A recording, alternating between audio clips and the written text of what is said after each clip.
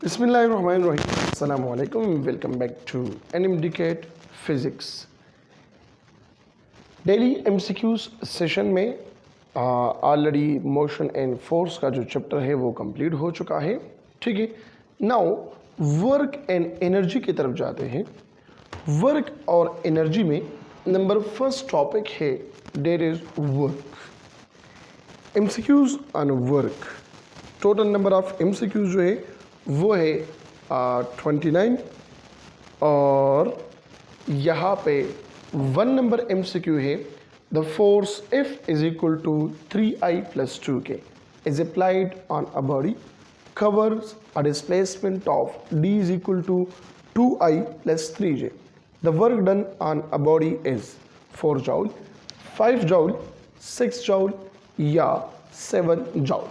पहले आप लोग इस तरह करें कि कमेंट में अपना जो जवाब है वो लेके कि मुझे थोड़ा सा पता लग जाए कि आप लोगों का जवाब सही है या गलत है। ठीक है, और आप लोगों को भी पता लग जाएगा कि मेरा जवाब जो है या मेरा गेस जो है वो करेक्ट है या नहीं है। ठीक है, तो कौन सा जवाब है कमेंट सेक्शन में बता दीजिए। आप लोगों को पता है बेटा W is equal to F dot D है, F डॉट डी है। डॉट प्रोडक्ट है तो डॉट प्रोडक्ट में हम लिखते हैं Fx dx plus Fy dy plus Fz dz। तो Fx है 3 और dx है 2, Fy नहीं है मतलब 0 और dy है 3, Fz नहीं है। ठीक है, तो Fz है बल्कि 2 लेकिन dz नहीं है 0, तो यहाँ पर आएगा 6 + 0 + 0। तो आंसर आप लोगों का क्या है बेटा, वो है 6 जूल। ऑप्शन कौन सा करेक्ट होगा? Option number C is the correct one. Clear होगी बात। नाउ नंबर 2 पे आ जाइए। Work done by a force is equal to dash product of force and displacement of a body. Vector product, scalar, cross या both B and C. बेटा आप लोगों को पता है कि वर्क बराबर है F डॉट डी के तरफ। ठीक है, तो इस डॉट प्रोडक्ट को हम स्केलर प्रोडक्ट भी कहते हैं, डॉट प्रोडक्ट को हम स्केलर प्रोडक्ट भी कहते हैं। सो करेक्ट ऑप्शन इसमें से कौन सा होगा? Scalar product as well as cross product? नहीं, क्रॉस प्रोडक्ट या वेक्टर प्रोडक्ट ये सेम है, लेकिन स्केलर और डॉट सेम है। ठीक है, तो इसमें फिर ऑप्शन कौन सा करेक्ट होगा? Option number B is the correct one. Clear हो गई बात। नाउ आ जाइए नंबर 3 की तरफ। A person holding a heavy chair at arms length for 3 minute, the work done by him is what? यहाँ पे आप लोगों की तरह एक बंदा है, ठीक है, खड़ा है और इसने एक चेयर जो है वो पकड़ा है। ठीक है, कितने टाइम के लिए? 3 मिनट के लिए। दूसरा हाथ इसका इस तरफ है। अब इस बंदे ने कितना वर्क किया? 0 वर्क किया। क्यों? क्योंकि हम कहते हैं W is equal to F D cos of theta. Force, displacement और एंगल पे डिपेंड करता है। ठीक है, अब ये डिस्प्लेसमेंट तो यहाँ पर नहीं है, ये बॉडी डिस्प्लेस नहीं होता। ठीक है, नंबर 1 या नंबर 2, अगर ये चेयर लेके जा रहे हैं इस डायरेक्शन में तो इस पे जो फोर्स लगता है वो इस डायरेक्शन में है, तो फिर भी यहाँ पर एंगल 90 डिग्री होगा। तो उस केस में भी आपके पास जो आंसर है वो होगा 0। ऑप्शन नंबर सी जो है वहाँ पर भी करेक्ट ऑप्शन होगा। क्लियर होगी बात। नाउ नंबर 4 पे आ जाइए। The product of pressure and volume will give you the same unit as rate of work specific heat, ideal gas constant या none of above. Product of pressure and volume, देखो pressure multiply by volume. अब हमें पता नहीं है कि ये क्या देता है, लेकिन हमें ये ज़रूर पता है कि वर्क का जो यूनिट है वो है जॉल। ठीक है, यहाँ पे स्पेसिफिक हीट का जो यूनिट है वो क्या है, जॉल पर मोल पर केल्विन, और आइडियल गैस कांस्टेंट का जो यूनिट है वो क्या है, PV is equal to N और T, तो मतलब PV डिवाइडेड बाई T। तो मतलब न इसका यूनिट है न इसका यूनिट है। अब रहेगी दो ऑप्शन, ऑप्शन A और ऑप्शन D। तो प्रेशर बेटा ये बराबर है फोर्स पर यूनिट एरिया, और वॉल्यूम को हम लिख सकते हैं area multiply by for example length. तो एरिया के साथ ख़त्म हो गया, और F मल्टीप्लाई बाय L, मतलब F का यूनिट है न्यूटन और इसका यूनिट है मीटर, तो ये आपको देता है जॉल। तो ऑप्शन नंबर A करेक्ट है। बेटा ये आप लोगों ने पढ़ा है W is equal to P delta V, कहाँ पर पढ़ा है, थर्मोडाइनमिक्स में पढ़ा है, या हम कहते हैं थर्मोडाइनेमिक वर्क। क्या है, थर्मोडाइनेमिक वर्क है। समझ आ रही बात की कि नहीं आ रही? आ रही है समझ? कमेंट में बताइए, शाबाश। आ रही है समझ कि नहीं आ रही? तो वर्क क्या है, वर्क बराबर है जॉल, या वर्क बराबर है product of pressure and volume. Is it clear? Now number 5, a body of mass m kg is lifted by a man to a height of 1 meter for 30 seconds. Another man lift the same mass to the same height in 60 seconds. The work done by them are in the ratio of, एक बंदा है, इसने कोई मास को लेके गया, ठीक है, 30 सेकंड में। यहाँ पे दूसरा बंदा है, या यहाँ पे 60 करे, यहाँ पे दूसरा बंदा है थोड़ा सा ताकतवर है, इसने 30 सेकंड में इसको यहाँ पर लिया। तो वर्क डन का रेशो क्या होगा, यहाँ पे 1:2, 2:1, 1:1 या 4:1।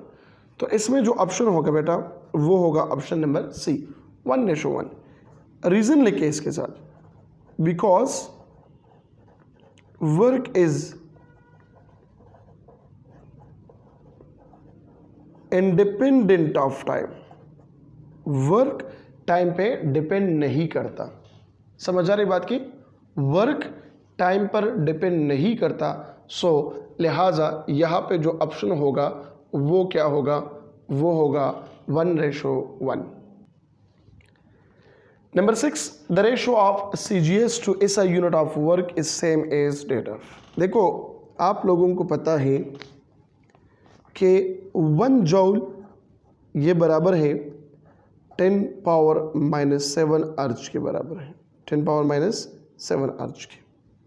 ठीक है, CGS टू SI मांग रहा है, मतलब अर्ज डिवाइडेड बाय जॉल मांगता है। ठीक है, तो अर्ज डिवाइडेड बाय जॉल ये बराबर होगा 10⁻7, मतलब हमें तो पता है ना 1 अर्ज इज इक्वल टू 10⁻7 जॉल, ये बराबर है ना? शाबाश, बताओ। नहीं, ये प्लस होगा और ये माइनस होगा, तो मतलब अर्ज डिवाइडेड बाय जॉल ये बराबर है 10⁻⁻7। ठीक है, जब -7 है तो हम लिख सकते हैं इसको 10 power for example -1 multiply by 10⁻⁻6, तो यहाँ पे होगा 0.1 और इसकी जगह आएगा क्या, माइक्रो आ जाएगा। तो इनमें से कौन सा ऑप्शन करेक्ट है, ABCD? शाबाश, जल्दी से कमेंट में बताइए, शाबाश शाबाश शाबाश शाबाश शाबाश, जल्दी कमेंट में बताइए कि इनमें से कौन सा ऑप्शन करेक्ट होगा। The ratio of CGS to SI unit of work is same as data, 0.1 microjoule, 10 microjoule, 100 microjoule या नन ऑफ एबव। कौन सा करेक्ट ऑप्शन है बता दीजिए कमेंट में। ABCD में कौन सा करेक्ट है? शाबाश, बोलो। ए करेक्ट है, क्योंकि यहाँ पे 0.1 माइक्रो है, लिहाजा ये गलत है। ये क्यों गलत है? यहाँ पे तो 0.1 आता है बेटा गलत इस वजह से है क्योंकि रेशो मांग रहा है। जब रेशो होगा तो यहाँ पे जॉल या यूनिट नहीं आएगा, रेशो का कोई यूनिट नहीं होता। जब रेशो का यूनिट नहीं होता तो फिर यहाँ पे ऑप्शन कौन सा करेक्ट होगा, नन ऑफ एबव करेक्ट होगा। ठीक है, क्योंकि इसका जो यूनिट है वो जॉल या आरजे, हाँ इस तरह हो सकते हैं 0.1 माइक्रो, 100 माइक्रो। तो माइक्रो की जगह अगर माइक्रोन भी आ जाए तो फिर भी गलत होगा, क्योंकि माइक्रोन बराबर है माइक्रोमीटर के। तो इसमें ऑप्शन नंबर ए करेक्ट है। अगर ऑप्शन आ जाए कैसे, नंबर ए 0.1 माइक्रोन, दूसरा ऑप्शन आ जाए 0.01 माइक्रोन, 0.1 जॉल या नन, तो फिर भी ऑप्शन यहाँ पे जो करेक्ट होगा वो कौन सा होगा, नन करेक्ट होगा। नन क्यों करेक्ट है, क्योंकि यहाँ पे जो ये तो सरासरी गलत है। क्यों, क्योंकि माइक्रोन बराबर है माइक्रोमीटर के। ठीक है, और तीसरा भी गलत है क्योंकि रेशो है तो रेशो का कोई यूनिट नहीं होता, इसमें भी ऑप्शन होगा नन। क्लियर होगी बात बेटा? ठीक है, नाउ आ जाइए नंबर 7 की तरफ। 7 में क्या है, the work done in moving a block across a rough surface and the heating या the heat energy gained by the block can both measured in what। ये ब्लॉक है, एक रफ सरफेस है, बहुत रफ सरफेस है। इस rough surface पे इसको हम मूव करते हैं। ठीक है, तो यहाँ पे ये हीट भी गेन करता है फ्रॉम द सरफेस। तो इन दोनों को हम मेजर करते हैं किस चीज़ में, वॉट्स, डिग्री, जॉल या न्यूटन। तो दोनों एनर्जीज है, तो इसको हम मेजर करते हैं किस चीज़ में, जॉल में। Option number C is the correct one. Number 8, the force constant of a wire is K and that of another wire is 3K and both the wire are stretched through the same distance. So if work done are W1 and W2, then option A, W1 is equal to W2, W1 is equal to 3W2, W1 is equal to 9W2 या W2 is equal to 3W1। ये first year के exercise में भी मौजूद है, first year की book में, KPK का जो टेक्स्ट बुक है। देखो बेटा आपने तो पढ़ा है W is equal to FD, पढ़ा है ना? ठीक है, अब जो F है स्प्रिंग कांस्टेंट है, अगर हम पढ़े तो F is equal to KX या KD। ठीक है, सो हम कहते हैं कि W is equal to for example FD² लिखे, अगर हम इसको क्या लिखे, डिस्टेंस की बात नहीं हो रहा। ठीक है, the force constant of a wire is K and that of another wire is 3K and both wire are stretched through the same distance, distance same है तो W is directly proportional to F। अब F की जगह मैं K लिखता हूँ, W1 is equal to K होगा और W2 is equal to 3K होगा। ठीक है, तो ये 3K जो है मैं लिख सकता हूँ W2 is equal to 3 और K की जगह मैं लिख सकता हूँ W1। सो ऑप्शन कौन सा करेक्ट होगा इसमें, W2 is equal to 3 W1। Option number D is the correct one। Exact है, कमेंट सेक्शन में बताइए कि W2 is equal to 3W1। अगर हम इसको चेंज करें तो फिर क्या होगा, W1 is equal to 3W2। ठीक है, लेकिन यहाँ पे अकॉर्डिंग टू द स्टेटमेंट ये करेक्ट ऑप्शन है W2 is equal to 3W1। Clear होगी बात? नाउ नंबर 9 क्या है, a force F is equal to 5I plus 3J Newton is applied over a particle which displaces it from its origin to a point D is equal to 2I minus J meter. The work done by the force is what? देखो W बराबर है FD, F dot D। तो again वही चीज़ हम लिखेंगे, Fx dx plus Fy dy plus Fz dz। तो Fx कितना है 5, dx कितना है 2 प्लस Fy कितना है 3, dy कितना है -1 और ये कितना है 0 इंटू 0। तो यहाँ पे आ जाएगा 10 और यहाँ पर आ जाएगा -3 प्लस 0 ऐसे आ जाएगा क्या 7 जॉल। तो ऑप्शन कौन सा इसमें करेक्ट है? Option number B 7 joule is the correct one. तो ऑप्शन बी क्या है? ये करेक्ट ऑप्शन है। क्लियर होगी बात। Number 10 work is positive if the angle is greater than or equal to 0 less than 90 degree, greater or equal to 270, greater or equal less or equal to 360, greater or equal to 270, less or equal to 360, greater than 0 और less or equal to 90। अब गौर से देखें, मैं इसको एक ऐसे graph के through आपको समझाना चाहता हूँ कि आप लोगों को ये पॉइंट्स क्लियर हो जाए। ठीक है, ये कोसाइन ग्राफ है। कोसाइन क्यों ड्रा करता हूँ? क्योंकि W is equal to F D cos of theta है। इस वजह से मैंने कॉस ग्राफ ड्रॉ किया, या कोसाइन ग्राफ भी इसको हम कहते हैं।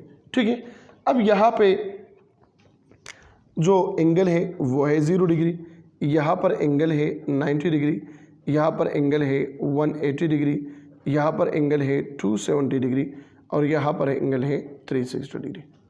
0 और 90 के दरमियान पॉजिटिव, 90 और 270 के दरमियान नेगेटिव और 270 और 360 के दरमियान अगेन ये पॉजिटिव। 0 के बराबर है तो पॉजिटिव, 90 से कम है तो पॉजिटिव। इसका मतलब ऑप्शन ए तो करेक्ट हुआ। सेकंड ऑप्शन को देखते हैं। 270 के बराबर है तो बराबर तो ये 0 है, जब ये बराबर है तो 0 है ना यहाँ पर, लिहाजा ऑप्शन बी गलत। Again greater equal or angle is greater or equal to 270 degree, 270 भी अगर इक्वल हो जाए तो फिर 0 हो जाता है, लिहाजा ये भी गलत है। 90 पे अगर इक्वल हो जाए तो फिर ये भी गलत है।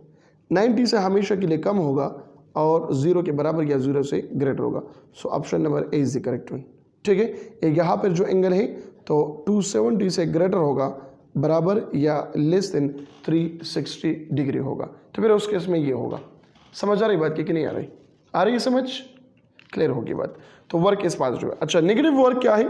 तो नेगेटिव के लिए वर्क की नेगेटिव है तो जब एंगल 90 से ग्रेटर हो और 270 डिग्री से कम हो, तो आप लोगों ने देख लिया ना कि यहाँ पर नेगेटिव है। ठीक है, और पीक जो है मतलब मैक्सिमम वर्क है 0 और 360 पर, नेगेटिव मैक्सिमम है 180 पर, 0 है 90 पर और 270 पर, और पॉजिटिव है इसके दरमियान और यहाँ पे, और नेगेटिव है यहाँ पे। ठीक है, तो ये टोटल नंबर ऑफ केसेस जो है वो 5 मैंने यहाँ पर डिस्कस किया। मतलब वर्क इज पॉजिटिव की जगह आ सकता है work is 0, work is maximum, work is negative maximum, work is negative. ठीक है, तो ये सब केसेस यहाँ पे आ सकते हैं। तो मैं चाहता हूँ कि ये आप लोगों को याद होनी चाहिए। क्लियर होगी बात? नाउ क्वेश्चन नंबर 11 क्या है बेटा? The moon revolves around the earth in a nearly circular orbit, keep there by gravitational force exerted by the earth gravity. Do positive work, negative work, zero work या none of above। जब circular motion आ गया तो circular motion में हम कहते हैं work 0 है। ठीक है, सर्कुलर मोशन में वर्क क्यों 0 है?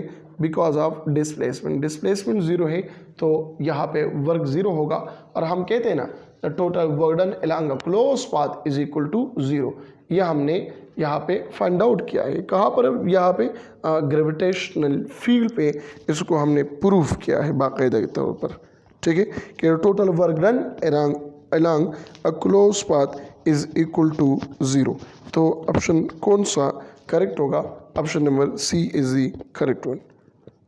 क्लियर होगी बात? Now number 12, when a spring is stretched, work done by the external force is positive, negative, zero work या none of above।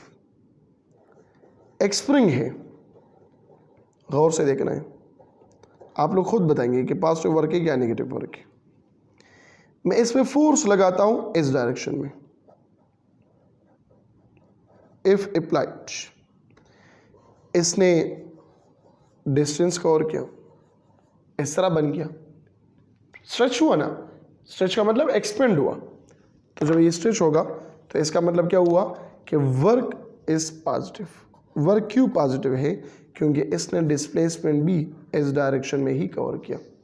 तो W is equal to F D ठीक है। Cos of 0 degree is equal to 1, तो W is equal to FD। Maximum case आएगा तो positive work होगा। Clear हो गई बात बेटा। नाउ आ जाइए नंबर 13 की तरफ। A person push a rock of 10 power 10 kg mass by applying a force of only 10 Newton for just 4 seconds. The work done by him is 0 joule. इसका मिसाल ऐसा है कि आप 4 सेकंड के लिए फोर्स लगाते हो कि ये दीवार में पुश करो, ये दीवार में पुश करो। ये तो खैर 10 पावर 10 kg से तो कम है, लेकिन आप इसको पुश करना चाहते हो और कितना फोर्स लगाते हो? 10 न्यूटन फोर्स लगाते हो। कितना लगाते हो? ओनली 10 न्यूटन फोर्स लगाते हो। जब आप 10 न्यूटन फोर्स लगाते हैं उतना फोर्स रिक्वायर्ड है ना, जो इसको मतलब मूव करे गिरा दे, वो फोर्स आपको पता नहीं है। जब पता नहीं है, ठीक है, कितना फोर्स रिक्वायर्ड है, आपका अपना फोर्स भी कम है, आप हद से ज़्यादा फोर्स लगाए फिर भी आप दीवार को जो है मूव नहीं कर सकते, ठीक है। तो यहाँ पे तो 10 पावर 10 किलोग्राम मास है और आप फोर्स लगाए 10 न्यूटन फॉर जस्ट 4 सेकंड, तो 1 ऑटोमेटिकली क्या होगी बेटा? 0 हो गया। Number 14, when a force is applied at an angle of 135 degree to displace a body, the work done on a body is 1 over 2 FD, 1 over under root 2 FD minus 1 over under root 2 FD या none of above। तो इसमें से कौन सा option correct होगा? देखो आप लोगों को पता है W is equal to FD cos of theta, तो एंगल कितना है? 135 डिग्री है बेटा। तो 135 डिग्री, पहले तो आप लोग ये जान ले कि ये कौन सी रीजन में आता है, क्या ये पॉजिटिव है या नेगेटिव है। तो देखिए यहाँ पे ये एंगल है, यहाँ पर है 0 डिग्री, यहाँ पर है 90 डिग्री, ये है 180 डिग्री, ये है 270 डिग्री और ये है 360 डिग्री। अब ये तो पता चला कि ये जो आंसर इसका आता है वो तो नेगेटिव आता है, ये शॉर्ट ट्रिक है बेटा, ठीक है, नेगेटिव आता है। जब नेगेटिव है तो ऑटोमेटिकली ऑप्शन ए और ऑप्शन बी गलत हो गया। लेकिन यहाँ पे ऑप्शन नंबर डी ने मसला जो है वो क्रिएट किया, यहाँ पे नन ऑफ अबव लिखा हुआ है। अब इन दोनों में से एक होगा, -1 और अंडर रूट 2 FD या नन ऑफ अबव। अब इसके लिए क्या करना है? देखो कुछ चीज़ें याद रखना है। आप लिखो, एक शॉर्ट ट्रिक आपको बताता हूँ। वो शॉर्ट ट्रिक क्या है? यहाँ पर लिखो 0 डिग्री, यहाँ पर लिखो 30 डिग्री, यहाँ पर लिखो 45 डिग्री, यहाँ पर लिखो 60 डिग्री और यहाँ पर लिखो 90 डिग्री। फिर यहाँ पर लिखो, क्या लिखो? 0 के नीचे लिखो 4 3 2 1 0। फिर क्या करें? इस 4 को डिवाइड करें 4 पे, 3 को डिवाइड करें 4 पे, 2 को डिवाइड करें 4 पे, 1 को डिवाइड करें 4 पे, 0 को डिवाइड करें 0 पे। इससे आ जाएगा 1, इससे आ जाएगा 3 डिवाइड बाई 4, इससे आ जाएगा 1 डिवाइड बाई 2, इससे आ जाएगा क्या 1 डिवाइड बाई 4 और ये 0। फिर इस पर भी अंडर रूट ले ले, इस पर भी ले ले, इस पर भी ले ले और इस पर भी। तो 1 यहाँ पर होगा अंडर रूट 3 डिवाइड बाई 2, ये 1 डिवाइड बाई अंडर रूट 2, ये 1 डिवाइड बाई 2 और ये 0। ये तो मैंने शॉर्ट ट्रिक्स बता दी कि आप एंगल को कैसे मालूम करेंगे जल्दी से, विदाउट कैलकुलेटर आप लोग इसको मालूम कर सकते हो। लेकिन एंगल 35 डिग्री है। जब एंगल 35 डिग्री है तो इस 90 के साथ अगर हम 0 को प्लस करें तो आंसर 0 ही आएगा। 90 पर है क्या है? 0 आएगा। अगर इस 90 के साथ मैं क्या प्लस करूं? ये 30 डिग्री प्लस करूं। क्या प्लस करूं? 30 डिग्री। तो इससे आ जाएगा 120। इसका आंसर होगा 1 डिवाइड बाई 2। चूंकि नेगेटिव है तो हम नेगेटिव लगाएंगे। फिर इस 90 डिग्री के साथ लगाए क्या 45 डिग्री, तो इससे आ जाएगा 135 डिग्री। यहाँ पे 1 ओवर अंडर रूट 2 है, लेकिन यहाँ पे आ गया -1 ओवर अंडर रूट 2। तो हमारा जवाब क्या मिल गया? -1 over under root 2 into FD। So the correct option in this MCQ that is option number C correct हुए। ठीक है, तो ऑप्शन नंबर C कैसे आता है? ऐसे आता है। चलो एक MCQ और भी इस पे करते। अगर 135 की जगह 150 डिग्री आ जाए तो 90 के साथ हम क्या करेंगे? फिर ये 60 डिग्री प्लस करेंगे, तो इससे आ जाएगा क्या 150 डिग्री। अब 60 डिग्री का जो एंगल है वैल्यू है वो √3/2। चूंकि ये नेगेटिव सेक्शन में आता है तो हम लिखेंगे यहाँ पे -√3/2। अगर 90 के साथ हम 90 को क्या करें, प्लस करें, तो इससे आता है 180 डिग्री। यहाँ पे 90 पे 90 प्लस 90, यहाँ पर है 0, यहाँ पे 1 डिग्री, ठीक है। तो यहाँ पर 1 है और यहाँ पर आएगा -1, क्यों? क्योंकि ये यहाँ पे नेगेटिव सेक्शन में आता है, ठीक है। इसी तरह ये 360 डिग्री तक आप लोग खुद जो है वो लेके जाएं। फिर भी मसला है तो वहाँ पे प्लेलिस्ट में वर्क एंड एनर्जी का चैप्टर मौजूद है, वहाँ पे आप लोग वर्क का लेक्चर निकालें। ये सब ट्रिक्स, ये सब कुछ मैंने वहाँ पे एक्सप्लेन किया है। क्लियर होगी बात? नाउ आ जाइए MCQ नंबर 15। MCQ नंबर 15 क्या है? Work done is minimum when the angle between force and displacement. आपको पता है W is equal to FD cos of theta. Minimum की बात हो रही है, तो अगर मैं 120 पुट करूं तो आंसर मिलता है, 0 पुट करूं तो मैक्सिमम मिलता है, 180 पुट करूं नेगेटिव मैक्सिमम बनता है। अगर मैं 90 पुट करूं W is equal to FD cos of 90 degree which is equal to 0, क्योंकि कॉज 90 0 के बराबर है, तो 0 multiply by force and displacement is 0। तो ऑप्शन कौन सा करेक्ट है? ऑप्शन नंबर ए करेक्ट है, ठीक है। नाउ नंबर 16, ऐसा unit of work is what? Joule, newton metre, kilogram metre square per second square या ऑल ऑफ अबव। स्टूडेंट तो ये समझता है कि वर्क बराबर है FD का, इसका ऐसा यूनिट है जॉल, जॉल बराबर है न्यूटन मीटर के, और न्यूटन मीटर बराबर है kilogram metre square per second square. तो इसमें कौन सा ऑप्शन करेक्ट होगा? पहले मैं आप लोगों का राय जानना चाहता हूं, उसके बाद जो है मैं यहाँ पे आप लोगों को ऑप्शन बताऊंगा कि कौन सा ऑप्शन इसमें करेक्ट है। बता दीजिए कमेंट में, शाबाश। ABCD में कौन सा ऑप्शन करेक्ट है वो आप लोग बता दीजिए, शाबाश। A, B, C और D कौन सा करेक्ट ऑप्शन है? कुछ पता भी है या नहीं है? अच्छा, all of above, all of above, option D, option D. तो ऑप्शन डी को मैं टिक करता हूं, सर्कल तो मैंने यहाँ पे लिखा। आप लोगों को मैं खफा नहीं कर सकता, लेकिन मैं मजबूर हूँ कि आप लोगों को खफा करूँ। ऑप्शन नंबर डी गलत है। क्यों गलत है? क्योंकि ये जो जॉल है ये नेम शो करता है, ये जो न्यूटन है ये भी नेम शो करता है, तो लिहाजा ऑप्शन ए और ऑप्शन बी क्या हो गया? गलत हुआ। अब ठीक ऑप्शन कौन सा है? Kilogram metre square per second square. Option number C is the correct one. Clear होगी बात? Now question number 17, work has dimension as that of product of force and time.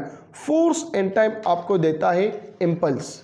क्या देता है? इम्पल्स देता है, या चेंज इन मोमेंटम देता है। सो लिहाजा ऑप्शन ए गलत है। Option B, product of mass and velocity, momentum देता है, लिहाजा ये भी गलत। Product of pressure and volume, तो यहां पर देखो W is equal to P delta V। तो B डेल्टा V क्या है? सो P प्रेशर पास्कल आ गया, और वॉल्यूम पे आ गया क्या? Metre cube. तो ये आपको दे दे। अगर आपको याद है तो सेकंड आई थिंक सेकंड या थर्ड MCQ में मैंने इसको सॉल्व किया था, ठीक है, कि पास्कल, तो P पास्कल किस चीज़ के बराबर है? Newton per metre square multiply by metre cube. तो इसके साथ ख़त्म हुआ, क्या आ गया? Newton metre which is equal to जॉल।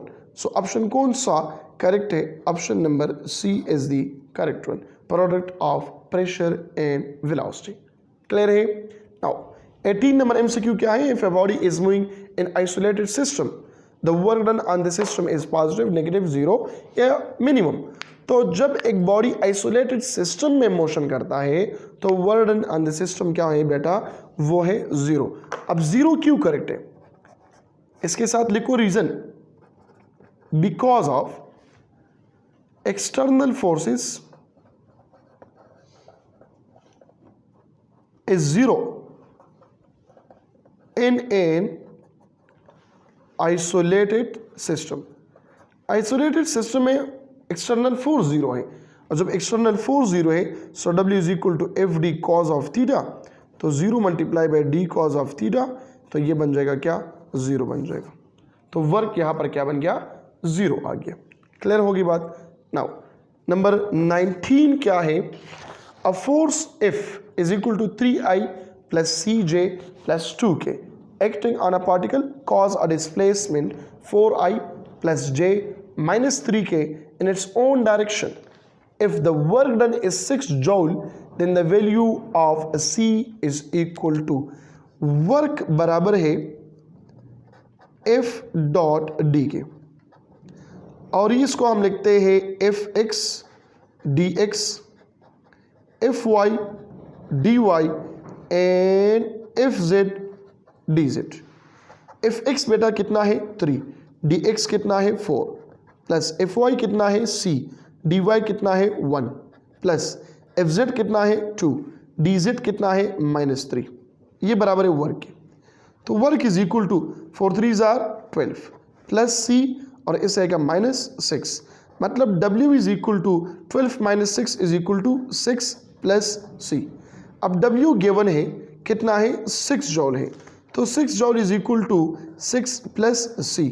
ठीक है, ये c is equal to 6 - 6 which is equal to 0. तो ऑप्शन कौन सा करेक्ट है? Option number D is the correct one. c का जो वैल्यू होगा वो होगा 0.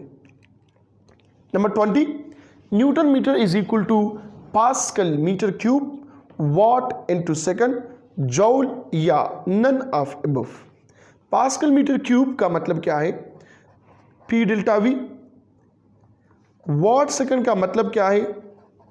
Power multiply by time. और जॉल तो आप लोग जानते हैं W is equal to FD. अगर मैं जॉल की तरफ देखूं, W is equal to FD है, तो F की जगह न्यूटन और M की जगह D की जगह मीटर. लेकिन वही कंडीशन है, मैं आप लोगों को फिर से खफा करता हूं कि इसमें ऑप्शन नंबर डी C क्या है? गलत है. ये फिर से नेम ऑफ साइंटिस्ट शो करता है. और इसी तरह ऑप्शन नंबर ए भी गलत है, पास्कल भी नेम ऑफ साइंटिस्ट शो करता है. सो लिहाजा ऑप्शन नंबर बी करेक्ट है, क्योंकि बेटा आपने पढ़ा है power is equal to work done per unit time. तो वर्क क्या होगा? पावर मल्टीप्लाई बाय टाइम होगा. ठीक है, सो वर्क का यूनिट क्या है? न्यूटन मीटर, और ये बराबर है किस चीज़ के? Watt multiply by second. तो ऑप्शन कौन सा करेक्ट है? Option number B is the correct one. MCQ number 21, the area under the curve of force and displacement graph. देखो चलो यहाँ पे ये ग्राफ ड्रा करता हूँ, दोनों MCQ इसमें कवर हो जाएंगे. एक ग्राफ है, ये आ गया, ये है फोर्स और ये है डिस्प्लेसमेंट. मैंने आप लोगों को ग्राफिकल एनालिसिस जब समझा रहा था तो वहाँ पे कहा था कि ग्राफिक्स में या ग्राफ्स में सिर्फ 2 क्वेश्चन पूछा जाएगा, स्लोप और एरिया. इसके अलावा कोई और क्वेश्चन ही नहीं पूछ सकते. ठीक है, स्लोप क्या है? Slope of force, so F divided by delta D, delta F divided by delta T. और एरिया क्या है? F multiply by delta T. तो FD क्या देता है? वर्क. तो यहां पे इस क्वेश्चन में area under the curve of force and displacement graph, so the correct option is option number B, work है. लेकिन अगर स्लोप की हम बात करें तो फोर्स का यूनिट है न्यूटन और डिस्प्लेसमेंट का यूनिट है मीटर. फोर्स का यूनिट न्यूटन, वर्क का यूनिट जॉल और या न्यूटन मीटर, और जो पावर है वाट या जॉल पर सेकंड या न्यूटन मीटर पर सेकंड स्क्वायर. ठीक है, या पर सेकंड. लिहाजा ये नहीं आता, तो ऑप्शन नंबर डी करेक्ट है. लेकिन ऑप्शन नंबर डी की जगह एक और भी ऑप्शन आ सकता है, ये स्प्रिंग कांस्टेंट अपने साथ याद रखो. क्या याद रखें? Spring constant. क्योंकि हमने पढ़ा है F इज इक्वल टू के एक्स, तो के किस चीज़ के बराबर है? F divided by x. तो F का यूनिट न्यूटन पर मीटर, तो ये यूनिट और ये यूनिट दोनों सेम है. सो लिहाजा फिर हम टेक करेंगे किस चीज़ को? स्प्रिंग कांस्टेंट के. ज़रूरी नहीं है कि एग्जैक्टली नन आ जाए, ये नन की जगह स्प्रिंग कांस्टेंट भी आ सकता है. ज़रूरी नहीं है कि ये ऑप्शन आ जाए, ये ऑप्शन चेंज हो सकता है. लेकिन ये ज़रूरी है कि ये स्टेटमेंट आ जाए आप लोगों के MCQs में. क्लियर होगी बात आप लोगों के पेपर में. 23 क्या है? The work done in the gravitational field is independent of path followed, क्योंकि gravitational field is a conservative field, और जब ये कंजर्वेटिव फील्ड है तो ये पाथ पर डिपेंड नहीं करता, तो ऑप्शन नंबर बी क्या होगा? करेक्ट होगा। Number 24, the work done in a closed path in a gravitational field, जब कंजर्वेटिव फील्ड है तो ग्रेविटेशनल फील्ड ये एक क्लोज पाथ है, हम कहते हैं ये जीरो है। ठीक है, कंडीशन यही है कि the total work done in a close path in a gravitational field equal to zero, और इस दोनों को हमने प्रूव किया है। ये कंडीशन नंबर 1 है, ये कंडीशन नंबर 2 है, लेकिन वर्क डन आया है इस वजह से मैंने यहाँ पे वर्क डन में इसके एमसीक्यूज लिखे। ठीक है, बाकी जो है ग्रेविटेशनल फील्ड में भी हम इस एमसीक्यूज को मैं दोबारा मेंशन करूंगा। ठीक है, फिर वहाँ पे क्लियर समझाऊंगा कि ग्रेविटेशनल फील्ड के साथ इसका ताल्लुक कैसा है। क्लियर हो गई बात। Now 25, the amount of work done in stretching a spring of force constant 500 Newton meter, K is equal to 500 Newton per meter, a stretch length of 40 centimeter to 50 centimeter, मतलब जो डिस्प्लेसमेंट आ गया 50 minus 40 ये आ गया 10 centimetre, मतलब 10 multiply by 10 power minus 2 metre. कहता है work मालूम करें। क्या मालूम करो? वर्क मालूम करें। तो मालूम करे वर्क, कोई बड़ी बात नहीं है। यहाँ पे देखो W is equal to F into X, ठीक है, और f बराबर है के एक्स के, तो बराबर हो जाएगा के एक्स स्क्वायर। के भी गिवन है और x भी गिवन है, इसमें वैल्यू पुट करें, आप लोगों के पास आंसर आ जाएगा, और इसमें से ऑप्शन फिर क्या करें? करेक्ट करें। क्लियर हो गई। 26, the work done in pulling of a block of wood weighing 2 kilonewton for a length of 10 meter on a smooth plane inclined at an angle of 45 degree। वही चीज़ है बेटा, W is equal to FD cos of theta, सिर्फ F की जगह आ जाएगा mg या WD cos of 45 degree. ठीक है, cos 45 डिग्री बराबर है किस चीज़ के? Divide by under root 2। Weight कितना है? 2 मल्टीप्लाई बाय 10 पावर 3 न्यूटन, और जो डिस्प्लेसमेंट है वो कितना है?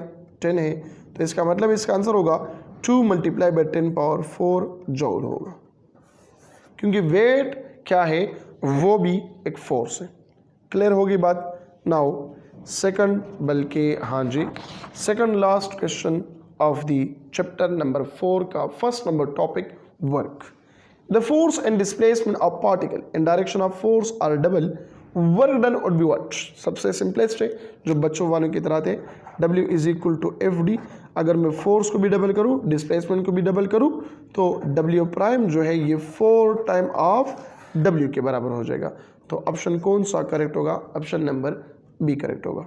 And last question of the session वो क्या है? A particle move from position r1 is equal to this one to position r2 is equal to this one under the action of force 4i plus j plus 3k, the work done will be what? देखो, पहले तो बेटा आप लोग करेंगे delta r जो displacement है ये मालूम करेंगे, और डेल्टा r बराबर है r2 माइनस r1 के बराबर है। और r2 माइनस r1 कैसे करेंगे?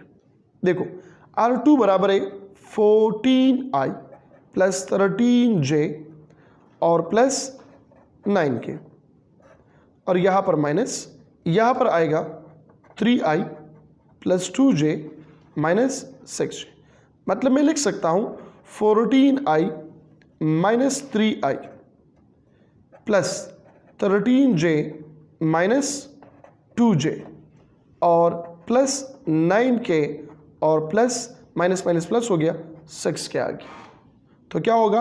14 माइनस 3 11i, ठीक है। इसी तरह 13 माइनस 2 11j और 9 प्लस 6 ये आएगा 15 इंटू के, ये आगे चेंज इन r। अब इसका मैग्नीट्यूड मालूम करना है तो मालूम करो, d is equal to x square plus y square plus z square whole under. X कितना है? 11 स्क्वायर प्लस 15 स्क्वायर, और फोर्स का भी मालूम करें इसी तरह के f x square f y square और f z square whole under root. ठीक है, तो इसमें आप लोग फिर क्या करें, वैल्यू पुट करें, आप लोगों के पास आंसर आ जाएगा। मेरे ख्याल में एक क्वेश्चन और भी रहता है, चलो वो भी करते हैं। एक आसान सा क्वेश्चन है मेरे ख्याल में, हाँ जी बहुत आसान है। A force F is equal to 3I plus 4J acting on a particle cause a displacement of this one in its own direction. The work done will be what? वही आसान क्वेश्चन है। W is equal to Fx dx, Fy dy, और Fz नहीं है तो Fz को मैं 0 लेता हूँ, ठीक है। Fx कितना है 3, dx कितना है 4, Fy कितना है 4, dy कितना है 3, 3 4s are 12, 4 3s are 12, तो 24 जूल आ गया। Option number B is the correct one. So this is the end of session, ठीक है। Wish you a very best of luck. किसी भी क्वेश्चन में मसला है, डाउट है, शक है आंसर में, तो आप लोग या तो कमेंट में बता दीजिए या पेज से स्क्रीनशॉट निकालें, ठीक है, और इस नंबर पे भेजें या नंबर बता दें कि कौन से नंबर में आपको डाउट है, समझ नहीं आ रहा है, तो नेक्स्ट क्लास में मैं उसको डिटेल में समझा दूंगा। अपना बहुत सारा ख्याल रखिएगा। Thank you so much. अल्लाह हाफिज़।